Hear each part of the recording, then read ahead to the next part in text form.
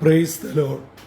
ജീവജലത്തിന്റെ പുതിയൊരു എപ്പിസോഡിലേക്ക് എല്ലാ ദൈവമക്കൾക്കും വേഗം വരുന്നവനായ യേശുക്രിസ്തുവിന്റെ അതിപരിശുദ്ധ നാമത്തിൽ സ്നേഹ വന്ദനം. ഇന്ന് 2025 ഏപ്രിൽ മാസം 20-ാം തീയതി ഞായറാഴ്ച. സ്വർഗത്തിലെ ദൈവത്തിന്റെ വലിയ കൃപയാൽ ഈ മാസത്തിന്റെ 3-ാമത്തെ വിശുദ്ധ ദിനത്തിലേക്ക് നാം പ്രവേശിച്ചിരിക്കുന്നു. ലോകമെമ്പാടുമുള്ള ക്രൈസ്തവ ജനത ഇന്ന് ഈസ്റ്റർ ദിനമായി, ഉദ്ധാന ദിനമായി, യേശുവിൻ്റെ ഉയർത്തെഴുന്നേൽപ്പ് പെരുന്നാളിൻ്റെ ഓർമ്മ പുതുക്കലായി ഇന്നത്തെ ദിനം ആചരിക്കുന്നു. നാം കഴിഞ്ഞ ദിവസങ്ങളിൽ പഠിച്ചു വന്നതുപോലെ 50 നോയമ്പ്, 40 നോയമ്പ്, അവയുടെയെല്ലാം പൂർത്തീകരണത്തിലേക്ക് ഇന്ന് എത്തിയിരിക്കുന്നു. മറ്റൊരർത്ഥത്തിൽ പറഞ്ഞാൽ കഷ്ടാനുഭവ ആഴ്ചയുടെ 10-ാം ദിനവും അവസാന ദിനവും ഉദ്ധാന ദിനമായി ഇന്ന് മാറിയിരിക്കുന്നു. ഇന്ന് ജീവജലത്തിൽ കൂടി ഇന്നത്തേക്കുള്ള വാഗ്ദത്ത വചനമായി നമുക്ക് ലഭിച്ചിരിക്കുന്നത് വിശുദ്ധ മർക്കോസ് എഴുതിയ സുവിശേഷം 16-ാം അധ്യായം 6-ാം വാക്യം. സെയിന്റ് മാർക്ക് ചാപ്റ്റർ 16 വേഴ്സ് 6 നാം ഇപ്രകാരം വായിക്കുന്നു. അവൻ അവരോട്, ഭ്രമിക്കേണ്ട, ക്രൂശിക്കപ്പെട്ട നസ്രയനായ യേശുവിനെ നിങ്ങൾ അന്വേഷിക്കുന്നു. അവൻ ഉയർത്തെഴുന്നേറ്റു. അവൻ ഇവിടെയില്ല. അവനെ വെച്ച സ്ഥലം ഇതാ. മർക്കോസിന്റെ സുവിശേഷം 16-ാം അധ്യായം ആരംഭിക്കുമ്പോൾ ഇതാ മഗ്ദലക്കാരത്തി അമ്മ മറിയയും യാക്കോബിന്റെ അമ്മ മറിയയും ശലോമയും ശബത്ത് കഴിഞ്ഞ്, അതായത് ശനിയാഴ്ച വൈകുന്നേരം 6 മണിയോടുകൂടി ശബത്ത് കഴിഞ്ഞു. യഹൂദന്റെ സമയക്രമം അനുസരിച്ച് വൈകുന്നേരം 6 മുതൽ പിറ്റേ ദിവസം വൈകുന്നേരം 6 വരെയാണ് ഒരു ദിവസം, അഥവാ 24 മണിക്കൂർ അന്നും ഇന്നും കാൽക്കുലേറ്റ് ചെയ്യുന്നത്. അങ്ങനെ 1-ാം നാൾ ആയപ്പോൾ അവർ പോയി സുഗന്ധവർഗം വാങ്ങി. അതിരാവിലെ അവർ ഓടി കല്ലറയ്ക്കൽ എത്തുന്നു. കല്ലറയ്ക്കലോട്ട് ഓടുമ്പോൾ അവരുടെ ഉള്ളിൽ ഒരാശങ്കയുണ്ട്. നമ്മൾ ഒരുക്കനാളിന്റെ അന്ന് വൈകുന്നേരം കണ്ടതാണ്. പിലാത്തോസിന്റെ അടുക്കൽ ചെന്ന് പറഞ്ഞു, ആ ചതിയൻ പറഞ്ഞിട്ടുണ്ട്, ഞാൻ ഉയർത്തെഴുന്നേൽക്കും. അതുകൊണ്ട് അവർ വലിയ കല്ല് ഉരുട്ടി വെച്ച് സീല് വെച്ചു. അപ്പോൾ ആ വലിയ കല്ല് ഈ 3 സ്ത്രീകൾ മാറ്റിയാൽ മാറുന്നതല്ല. അവർക്ക് അതിനെക്കുറിച്ച് വ്യക്തമായ ബോധ്യമുണ്ട്. എന്നാലും അവരത് ഉള്ളിൽ സംഗ്രഹിച്ചുകൊണ്ട് ഓടി കല്ലറയ്ക്ക് എത്തിയപ്പോൾ കണ്ടത് കല്ല് ഉരുട്ടി മാറ്റിയിരിക്കുന്നു. അവരുടെ ആദ്യത്തെ പ്രധാനപ്പെട്ട പ്രശ്നം അവിടെ തീർന്നു. അവർ അകത്തോട്ട് കയറി. അപ്പോൾ ഒരു ശവക്കല്ലറയാണ്, കല്ല് മാറ്റിയിരിക്കുന്നു. എന്താ സംഭവിച്ചിരിക്കുന്നത്, അതിനെക്കുറിച്ചൊന്നും ആശങ്കയോ വിശദീകരണങ്ങളോ ഒന്നുമില്ല. അവരകത്ത് ചെന്നപ്പോഴാണ് കണ്ടത്, വെള്ള നിലയങ്കി ധരിച്ച ഒരു ബാല്യക്കാരൻ അവിടെ ഇരിക്കുന്നു. ഇവരെ കാണുകയും അവർ പറയുകയാണ്, അതാണ് ഇന്നത്തെ വാഗ്ദത്ത വചനം, ഭ്രമിക്കേണ്ട, നിങ്ങൾ നസറേനായ യേശുവിനെ, അത് വ്യക്തമാക്കിയ പറയുന്നത്, ക്രൂശിക്കപ്പെട്ട നസ്രയനായ യേശുവിനെ തിരയുന്നു. എന്നാൽ അവൻ എവിടെയില്ല. അവൻ ഉയർത്തെഴുന്നേറ്റു. അവൻ കിടന്ന സ്ഥലം നോക്കാൻ അവിടെയില്ല. എന്താണ് കാരണം? നാം അടുത്ത വാക്യങ്ങൾ വായിക്കുമ്പോൾ യേശു ശിഷ്യന്മാരോട് പറയുന്നുണ്ട്, ഞാൻ നിങ്ങൾക്ക് മുമ്പേ ഗലീലയിലെത്തും. ഉയർത്തെഴുന്നേറ്റ യേശു ഗലീലയിലാണ്. അത് ശിഷ്യന്മാരോട്, കൂടെയുള്ളവരോട് പറഞ്ഞു. പക്ഷേ അവർ അത് ഗ്രഹിച്ചില്ല, വിശ്വസിച്ചില്ല. അപ്പോൾ ഒരു കാര്യം ഇവിടെ വ്യക്തമാണ്, സ്വർഗത്തിലെ ദൈവത്തിന് അറിയാം തന്റെ പുത്രന്റെ ശിഷ്യന്മാരോട് എന്തൊക്കെ പറഞ്ഞാലും അവർ ഇത്ര മാത്രമേ ഗൗരവമായി എടുക്കുകയുള്ളൂ, വിശ്വസിക്കുകയില്ല. അതുകൊണ്ട് ഇവർ അതിരാവിലെ കല്ലറയിലോട്ട് വരുന്നതിന് പകരം ഗലീലയിൽ പോവുകയില്ല. അഥവാ ഗലീലയിൽ പോകേണ്ടതിന് പകരം ഇവർ കല്ലറയ്ക്കൽ വരും. അതുകൊണ്ട് അവിടെ ഇതാ ഒരു ദൂതനെ നിർത്തിയിരിക്കുകയാണ്. ഇവർ വന്നപ്പോഴേ നിങ്ങൾ ആരാ എന്താ ഒന്നും ചോദിക്കാതെ നേരിട്ടങ്ങ് പറയുകയാണ്, ഭ്രമിക്കേണ്ട, നിങ്ങൾ ക്രൂശിക്കപ്പെട്ട നസറേനായ യേശുവിനെ തടയുന്നത് ഇവിടെ ഇല്ല, ഉയർത്തെഴുന്നേറ്റിരിക്കുകയാണ്. വളരെ വ്യക്തമായി പറയുകയാണ്. അപ്പൊ ഇവരാരാ, എന്താ ഇവരുടെ മനോഭാവം, എന്താ?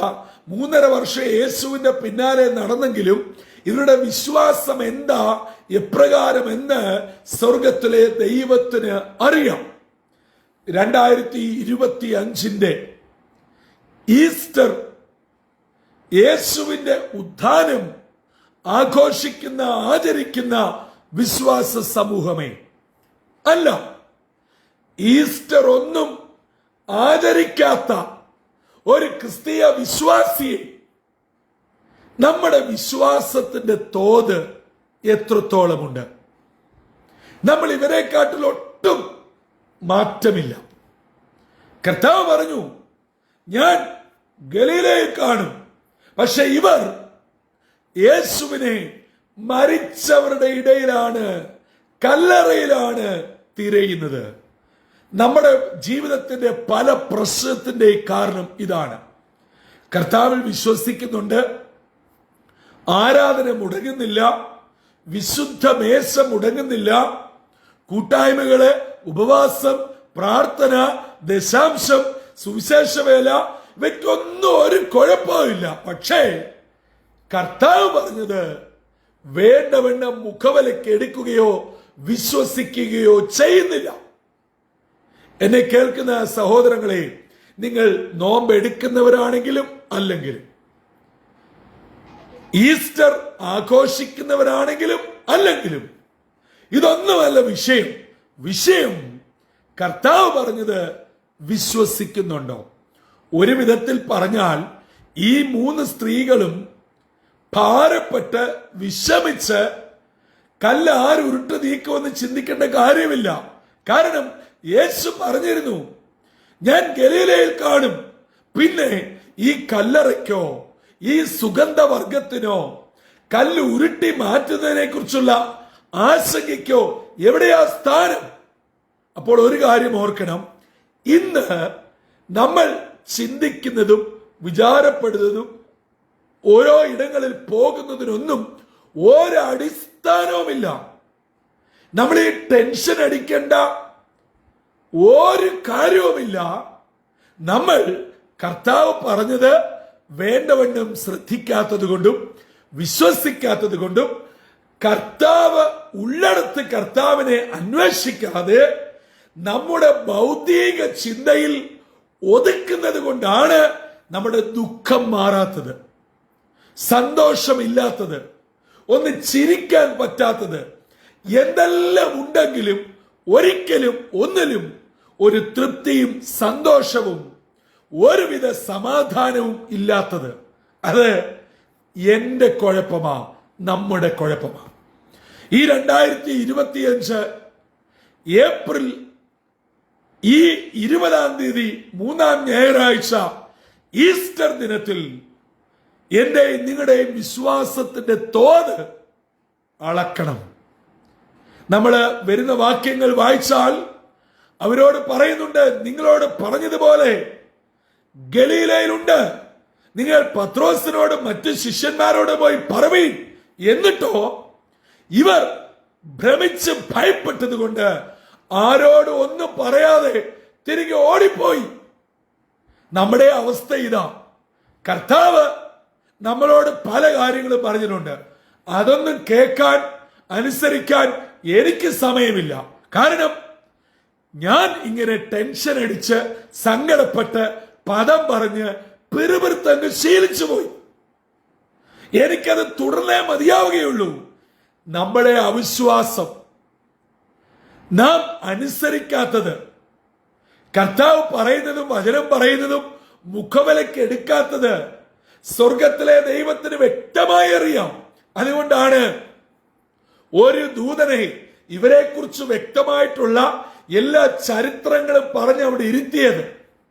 അപ്പോൾ നമ്മൾ വലിയ പാട്ടുകാരാ, പ്രാർത്ഥനക്കാരാ, ആരാധനക്കാരാ, ഞാൻ വലിയ ക്രിസ്ത്യാനിയാ, ഞാൻ വലിയ വിശ്വാസിയാ, എന്നെ കഴിഞ്ഞ് ദൈവവൈതലില്ല, സ്വർഗരാജ്യത്തിന്റെ താക്കോൽ എന്റെ കയ്യില എന്നൊക്കെ പറഞ്ഞ് ഇന്നത്തെ പുത്തൻ ആത്മീയ നവോത്ഥാനം വിളിച്ചു പറയുമ്പോൾ കർത്താവിന് എന്നെ കുറിച്ച് വ്യക്തമായ അറിവുണ്ട്. ഈ വാഗൊണ്ട് പറയുന്നതല്ലാതെ ഉള്ളിൽ ഒരു തരി പോലും വിശ്വാസവുമില്ല, പ്രത്യാശയുമില്ല, അനുസരണം ഒട്ടുമില്ല. ഇവൾ വെറും അവിശ്വാസിയാണെന്ന് കർത്താവിനറിയാം. അതുകൊണ്ട് ഈ വർഷത്തെ ഈസ്റ്റർ ദിനത്തിൽ ദൈവവചനം കേൾക്കുവാൻ, സ്വീകരിപ്പാൻ, അംഗീകരിപ്പാൻ, അനുസരിപ്പാൻ, മാത്രമല്ല ഇത്രയും കാര്യങ്ങൾ ചെയ്തവർക്ക് മാത്രമേ അത് കണ്ണമടച്ച് വിശ്വസിക്കുവാൻ കഴിയുകയുള്ളൂ. അല്ല എങ്കിൽ ഇത് വർഷം തോറും നടത്തിവരുന്ന ആചരണമായി ഒടുങ്ങുകയുമാണ്. അത് ആചരിക്കുന്നവരുടെ കാര്യം. ഇല്ല, ഞങ്ങൾക്ക് നോയമ്പുമില്ല, ഹോസാനയുമില്ല, വലിയ വെള്ളിയുമില്ല, ഈസ്റ്ററുമില്ല. സമ്മതിച്ചു. വിശ്വാസമുണ്ടോ? ഈ പറയപ്പെട്ടവരെ കാട്ടി കഷ്ടമല്ലേ ഇതൊന്നും ഇല്ലാന്ന് പറയുന്നവരുടെ അവസ്ഥ?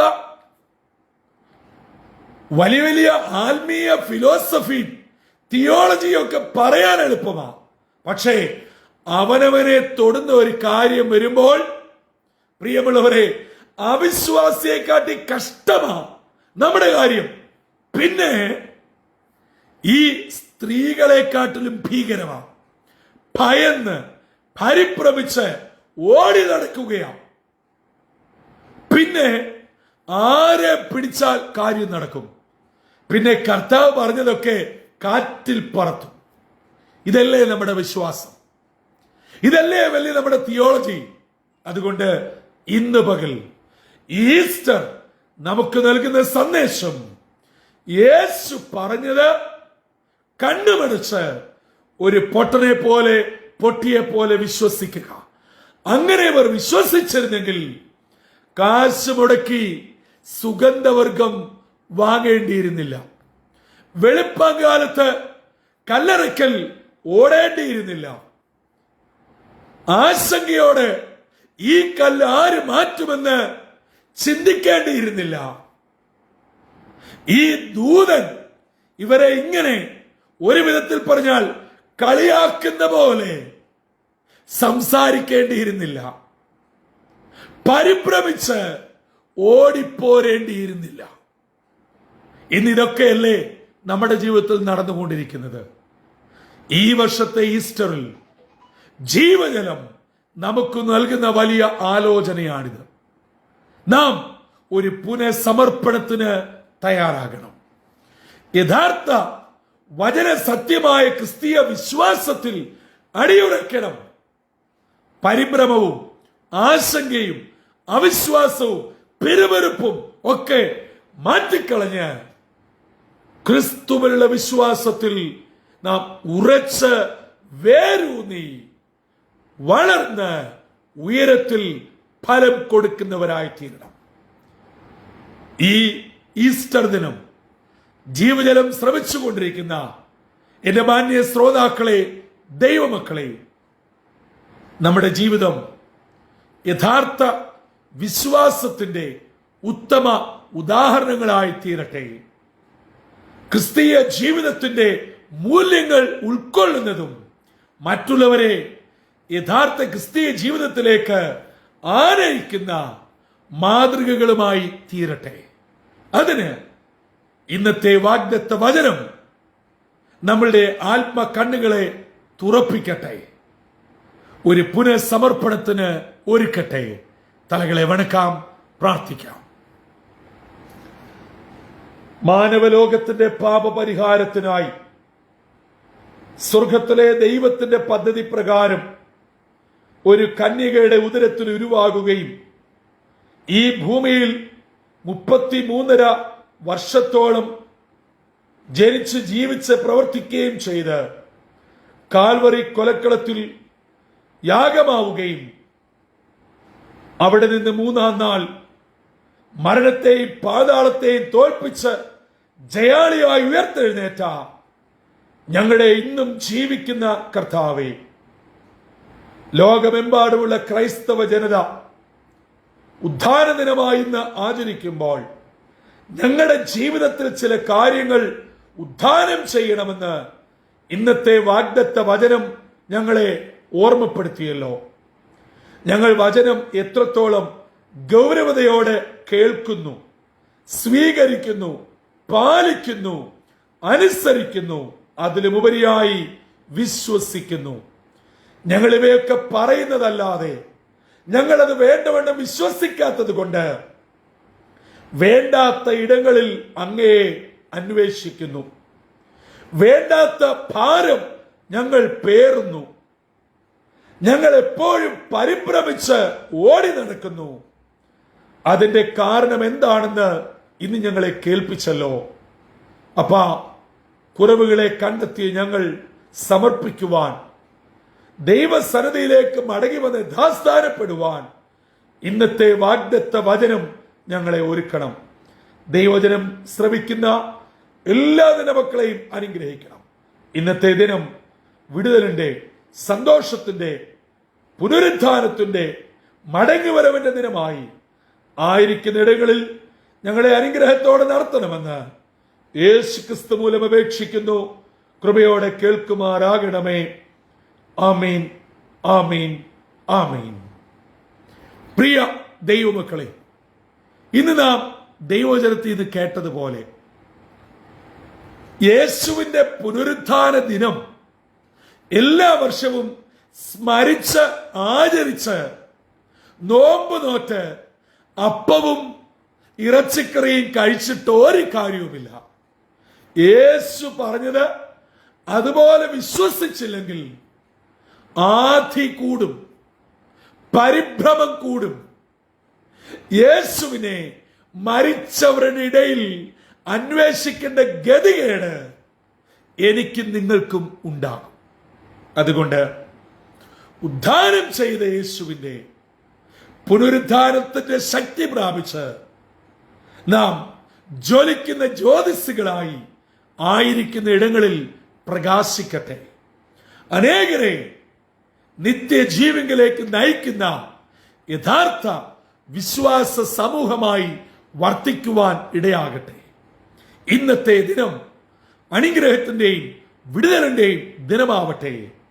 ജീവജലം ശ്രവിക്കുന്ന എല്ലാ പ്രിയപ്പെട്ടവർക്കും കുടുംബാംഗങ്ങൾക്കും മരണത്തെ ജയിച്ച് ഇന്നും സ്വർഗത്തിൽ വസിക്കുന്ന ഉദ്ധാനം ചെയ്ത യേശുക്രിസ്തുവിന്റെ കൃപയും സമാധാനവും നിങ്ങളുടെ മേൽ ആവസിക്കട്ടെ.